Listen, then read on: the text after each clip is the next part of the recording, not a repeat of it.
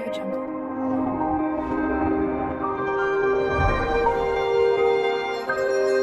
Audio Jungle.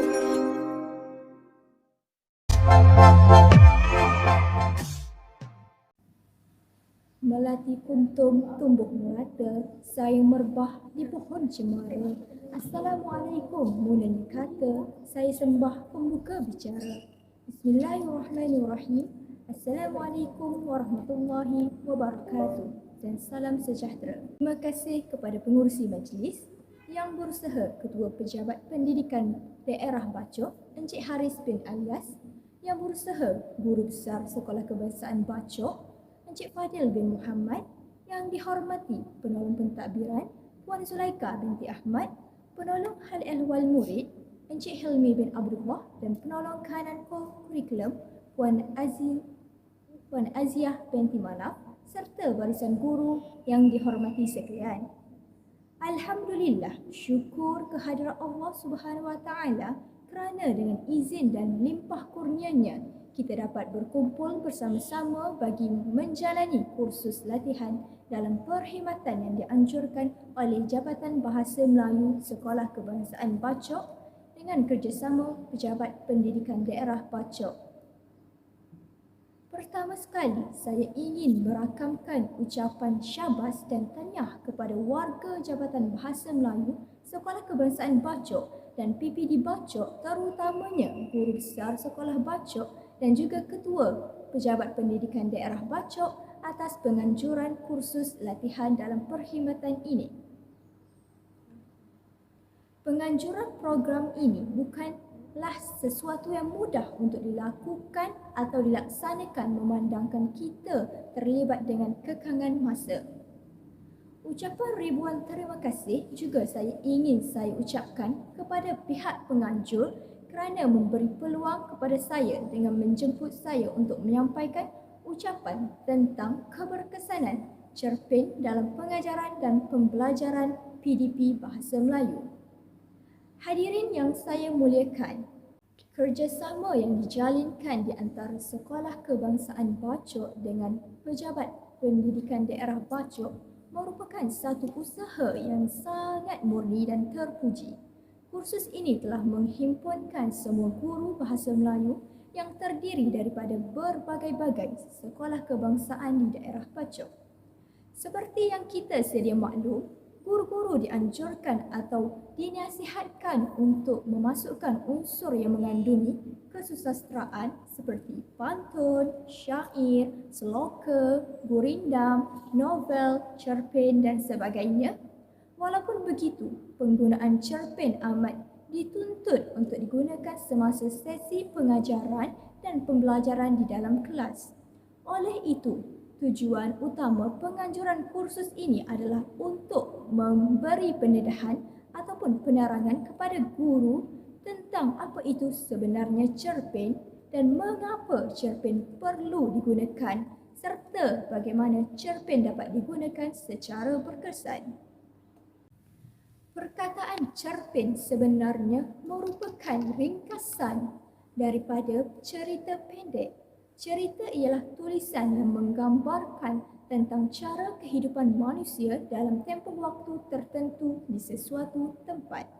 Menurut E. Harry dalam bukunya yang berjudul Menggagas Sebuah Cerpen, beliau mengatakan bahawa cerpen yang baik adalah cerpen yang mudah difahami, mengikut kaedah bahasa yang betul, tajuk cerpen yang menarik, menggunakan bahasa yang indah dan juga meyakinkan.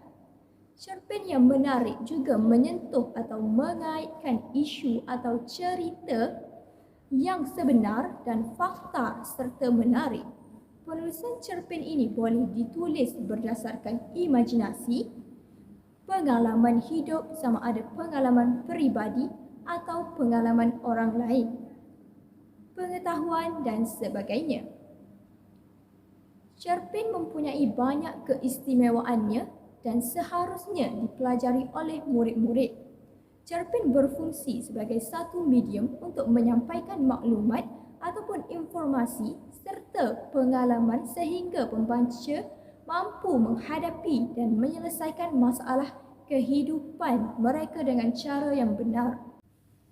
Selain itu, cerpen juga dapat mengajar pembaca terutamanya golongan muda seperti murid-murid untuk berkarakter baik dengan mencontohi watak-watak protagonis yang terdapat di dalam cerpen.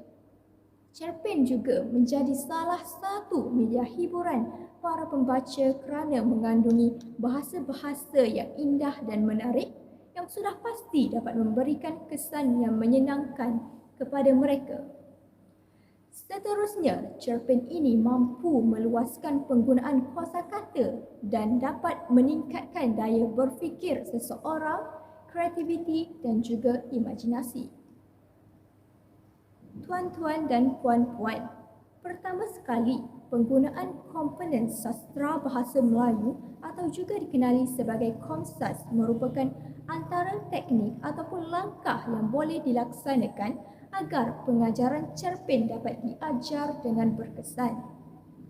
Komsas sebenarnya merupakan aspek yang penting dalam mata pelajaran bahasa Melayu.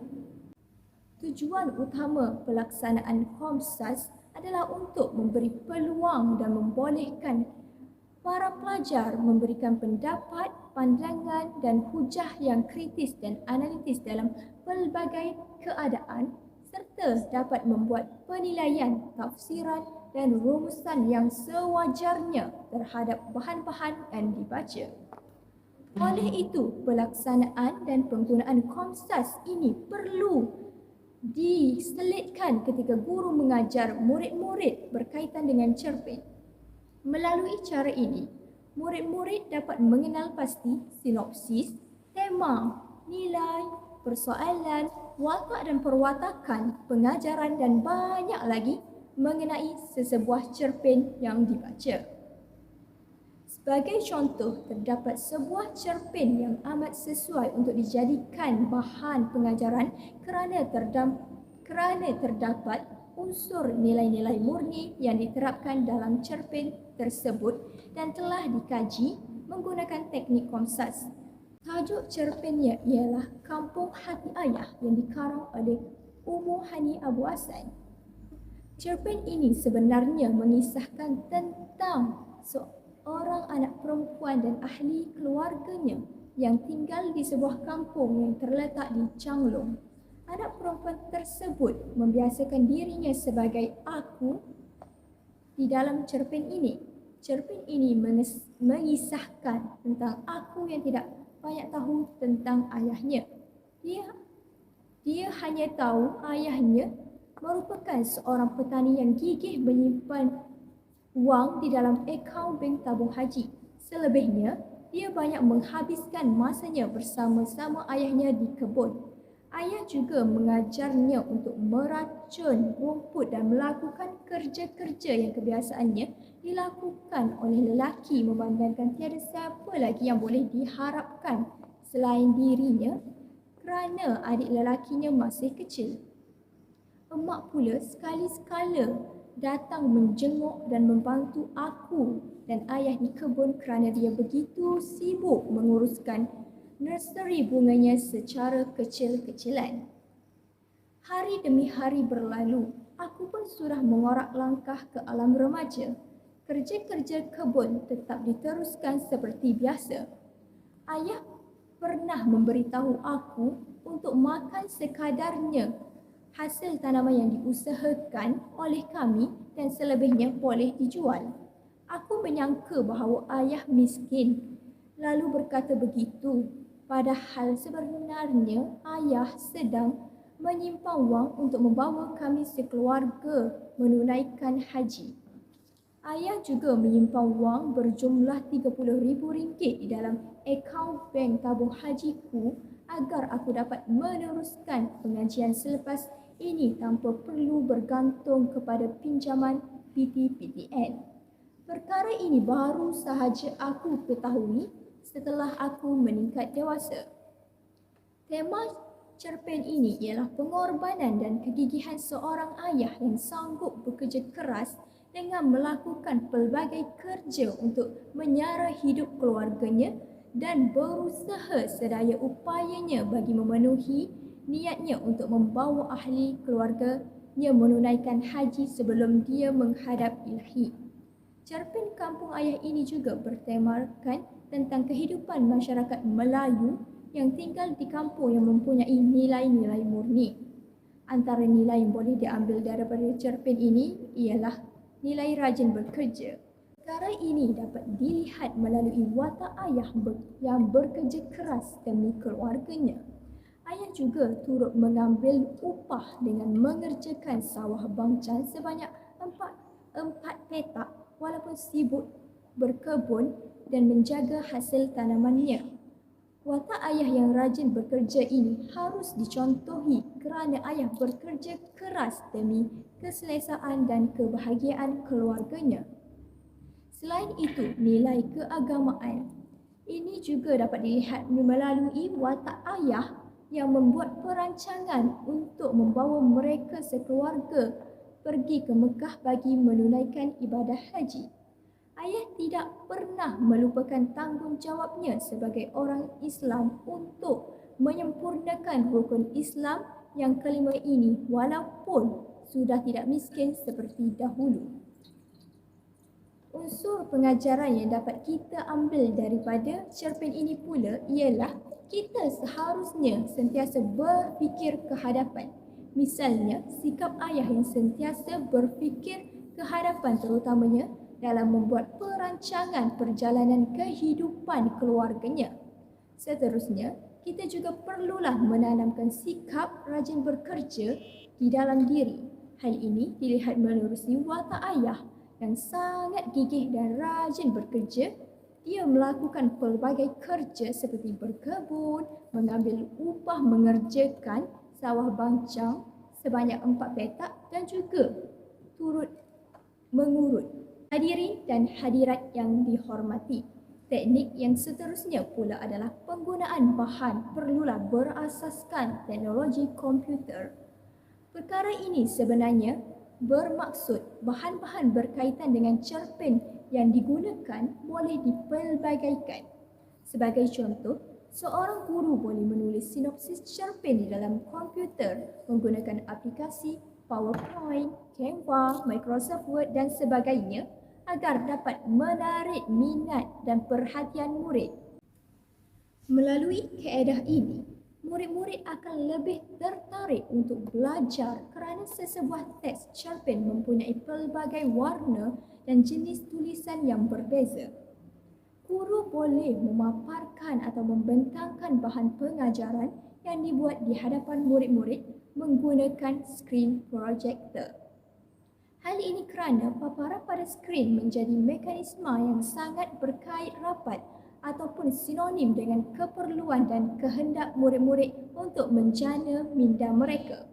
Menjana minda ini bermaksud kita menggunakan intelektual yang dihasilkan dalam otak melalui berbagai-bagai teknik dan pendekatan minda bagi menghasilkan atau mengeluarkan satu keputusan atau pilihan yang terbaik. Seperti yang kita sedia maklum, murid kebiasaannya kerap mengalami masalah ataupun kesukaran dalam mengingati sesuatu perkara, terutamanya hal yang berkaitan dengan cerpen dan novel. Walaupun cerpen dan novel ini dikatakan antara genre yang mudah untuk dikuasai kerana bersifat naratif. Hal ini berlaku ekoran daripada aras cerita yang diletakkan atau dimasukkan di dalam sesebuah cerpen ataupun novel sebagai kandungan pengajaran tidak sesuai dengan tahap umur murid. Hal ini menyebabkan mereka mengambil masa yang agak lama untuk memahami sesuatu jalan cerita yang terdapat di dalam cerpen ataupun novel tersebut.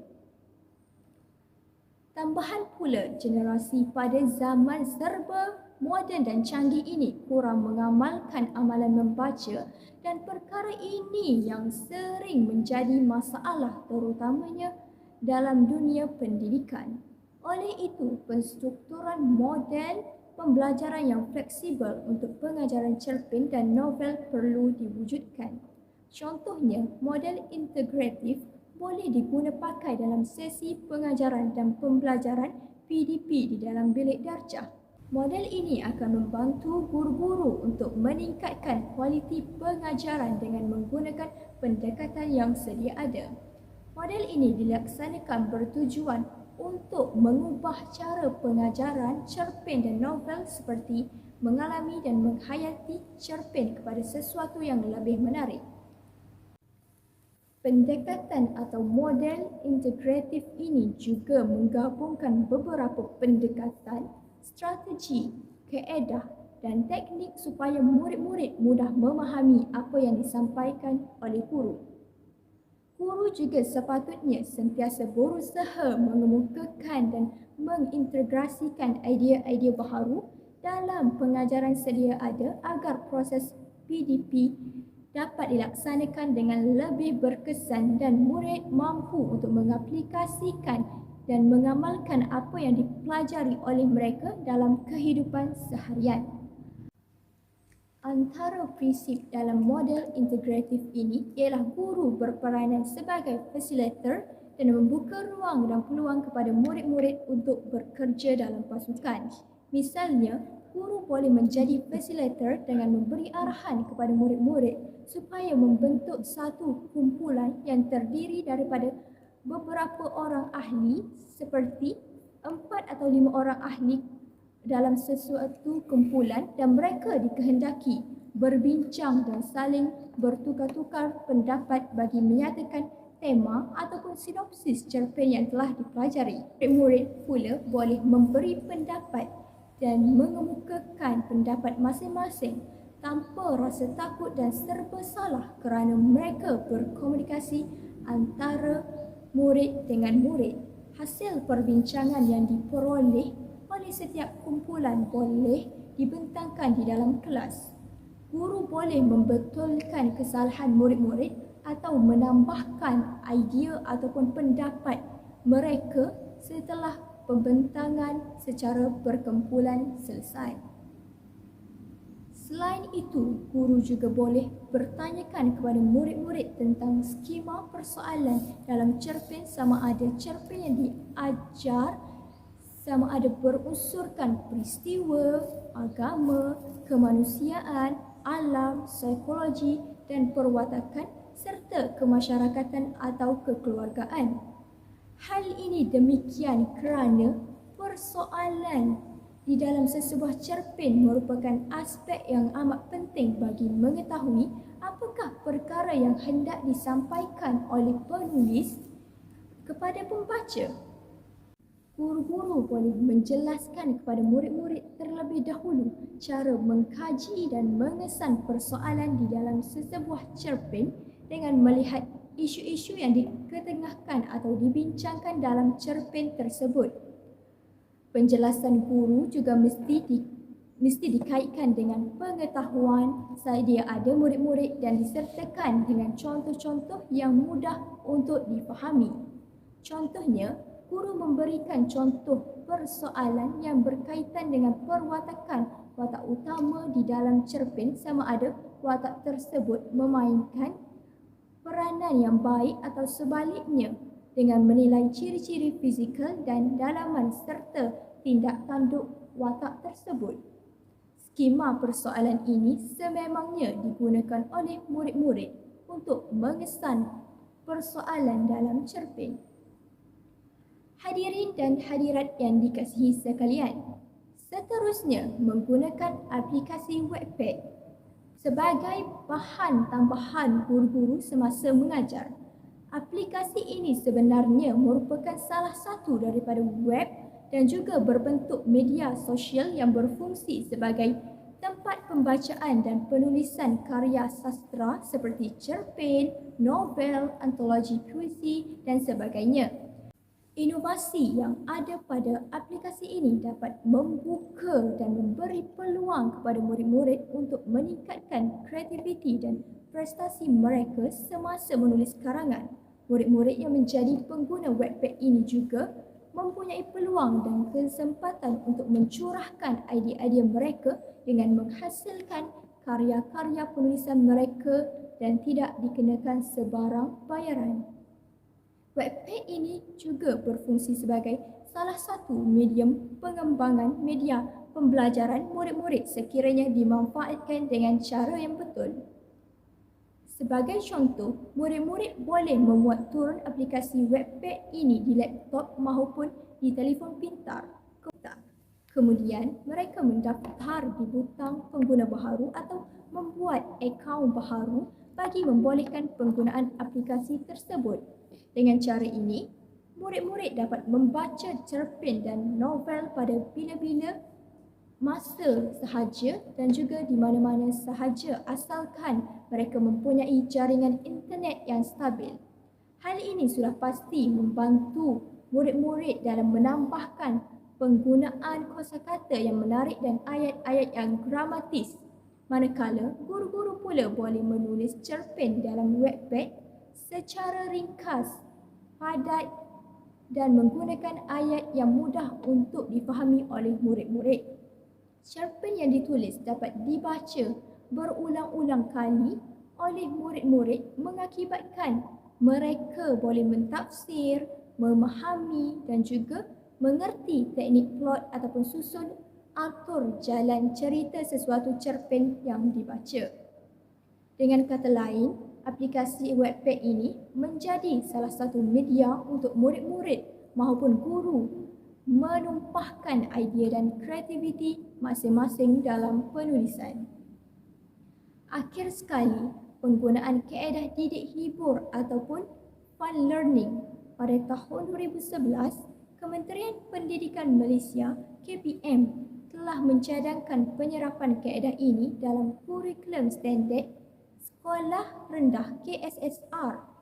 Tujuan utama kaedah ini diperkenalkan oleh KPM di sekolah rendah adalah untuk merealisasikan hasrat transformasi pengajaran dan pembelajaran di dalam kelas secara holistik. Teknik ataupun kaedah didik hibur ini akan menjadikan sesuatu proses pembelajaran berpusatkan murid dan lebih interaktif. Kaedah ini juga dikenali sebagai satu teknik dalam pengajaran dan pembelajaran yang dapat menyediakan murid-murid kebolehan untuk bereksperimentasi dan berintegrasi serta menggunakan apa yang telah dipelajari dalam modul berdasarkan aktiviti yang dapat memberi makna dan seronok kepada mereka.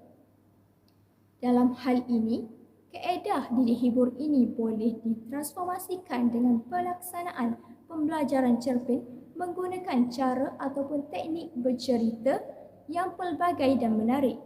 Sebagai ilustrasinya, guru boleh menggunakan pelbagai alatan ataupun bahan yang berkaitan semasa bercerita seperti maskot untuk menggambarkan watak utama di dalam sesebuah cerpen. Murid-murid akan berasa teruja dan gembira semasa sesi pengajaran dan pembelajaran dilaksanakan. Dengan cara ini, mereka akan fokus dan menumpukan perhatian sepenuhnya terhadap cerpen yang diceritakan dan dilakonkan oleh guru yang sudah pasti dapat melahirkan kefahaman yang tinggi dalam diri murid-murid. Jom sama-sama buat kebaikan bersama Omar dan Hana. Kemas bilik tidur selepas bangun. Alhamdulillah. Terima kasih Hana.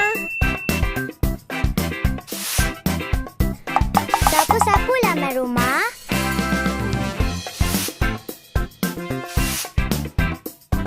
Terima kasih Abang Omar.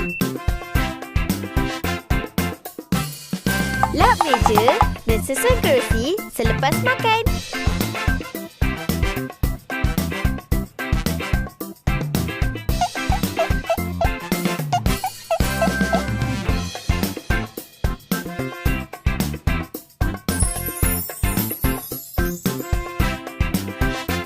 Terima kasih Hana. Oleh itu, saya saya berharap agar kursus latihan dalam perkhidmatan yang diadakan di Sekolah Kebangsaan Bacok ini dapat memberi manfaat dan idea kepada guru-guru untuk mengajar cerpen dengan pelbagai teknik ataupun kaedah yang berkesan di dalam bilik darjah.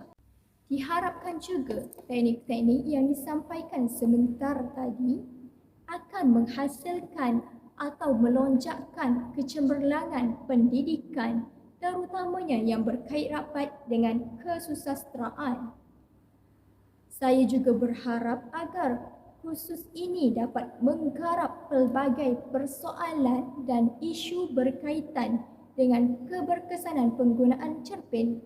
Oleh itu, sebagai seorang guru yang berintelektual dan berjiwa pendidik, kita perlulah bijak dalam mempelbagaikan teknik atau kaedah pengajaran cerpen seiring dengan perubahan zaman agar murid-murid dapat memahami apa yang disampaikan. Saya rasa setakat ini sahaja ucapan saya, memandangkan masa pun telah mencemburui kita. Saya tutup ucapan saya dengan sebuah pantun yang berbunyi, andai kata padam pelita, gelap gelita di malam hari, andai kata terlanjur kata, maaf dipinta setulus hati. Sekian, wabillahi taufiq wal hidayah. Wassalamualaikum warahmatullahi wabarakatuh.